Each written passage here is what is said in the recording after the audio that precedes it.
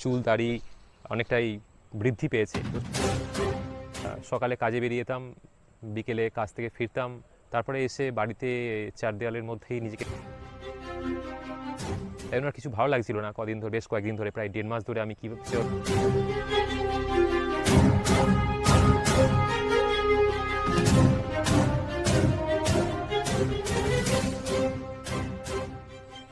আশা করি আপনারা প্রত্যেকে খুব ভালো আছেন।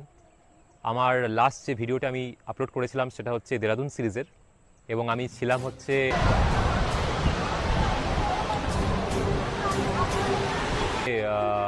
রবার্টস কেভে।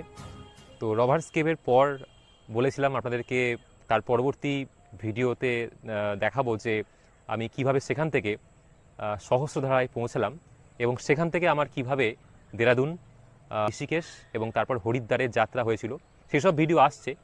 তবে আমি বেশ কিছুদিন ধরেই ভাবছিলাম যে কিছু কথা আপনাদের সঙ্গে শেয়ার করব, কিন্তু বিভিন্ন কারণে সেটা হয়ে উঠছিল না। আজকে মনে হলো আপনাদেরকে বেশ কয়েকটা কথা একটু বলার দরকার আছে, তাই এই ভিডিওটা আপনাদের সামনে নিয়ে এসেছি।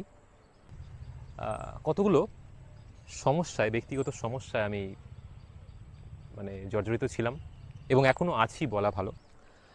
আসলে গত 1.5 মাস বা প্রায় 2 মাস হবে আমি একটুখানি বলতে গেলে শারীরিকভাবে এবং মানসিকভাবে একটু অসুস্থ ছিলাম, এবং এখনও আছি। ঘটনাটা হয়েছে কি, বেশ কিছু পুরনো রোগ হঠাৎ করে তার সিমটমস দেখা দেয়। তো আমরা এখানকার স্থানীয় ডাক্তারকে দেখাই। তো ডাক্তার কিছু ওষুধ লিখে দেয়, সেই ওষুধগুলো কন্টিনিউ করি, কিন্তু আশানুরূপ ফল পাই না। তারপর আমি কলকাতা অ্যাপোলো হসপিটালে চিকিৎসা করাতে যাই। সেখানেও ডাক্তার দেখাই, কিন্তু সেখানেও যা যা ডাক্তারবাবু বলে সেগুলো সবটাই ফলো করি, এবং কিন্তু সেভাবে কিছু ফল এখনও পর্যন্ত পাইনি। কিছুদিন ওষুধ খেয়ে সুস্থ ছিলাম, তারপর ওষুধ যেই বন্ধ করেছি আবার সেই উপসর্গগুলো দেখা দিচ্ছে।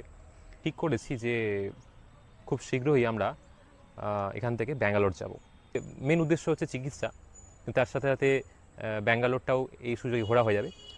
এই ট্রিপটা আমার কাছে হতে চলেছে একটা অত্যন্ত রকমভাবে অন্যরকমের ট্রিপ, কারণ এই ট্রিপটায় এই প্রথমবার আমি অন ক্যামেরা আপনাদের